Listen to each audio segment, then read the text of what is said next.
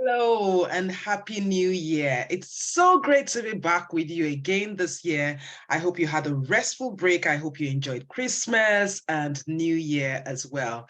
I have had the most amazing time. I can't even believe we're just a few days in. And as Pastor Agatha keeps saying, this is our year of victory onto victory. So not just stopping at one level of victory, but just going from one level of victory to the other. And I hope that you receive this word and you're running with it all through 2023. So how are we starting this year? We're starting just looking back at our email for this week, and the title is Talk Directly to the Storm. And we pick up the story from Mark chapter 4.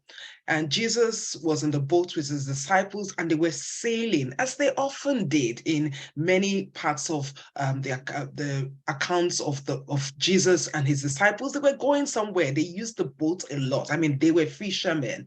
And on this day, there were storms. In fact, the storms were raging. And it got to a point where the disciples tapped him and said, "Hey, mister, do you not care that we perish? You know, this boat seems like it's sinking and you are sleeping." And the Bible talks about the fact that Jesus arose and rebuked the wind and said to the sea, "Peace, be still." And the Bible records, and the wind ceased and there was a great calm. That's verse 39. And I just want to pick two things from here. First of all, I was like, Jesus did not even rebuke the disciples first, because later on, we have the account of when Jesus told the disciples, you should have faith. And if you, I'll just read it just for us to have a little bit more clarity. After he rebuked and he said, "Peace be still," he now turned to the disciples and said, "Why are you so fearful? How is it that you have no faith?" But the first thing he did, he didn't face the disciples. He faced the storm, what was the key thing at the moment, and he rebuked it, and he spoke what he wanted to it. So he didn't just stop at rebuking it, but he said, "Be still." And I wonder if we could use this as a framework for how we are talking and thinking and acting in 2023.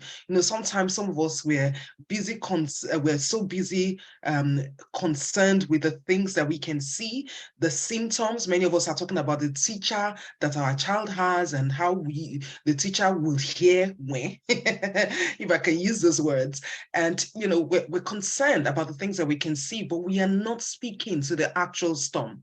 And even when we speak to the storm, we are not saying what we expect to happen. So we shouldn't be rehearsing the problem, we should be speaking solutions. So two things there: address the core of the matter. And when you address it with the expected outcome, not rehearse what you see.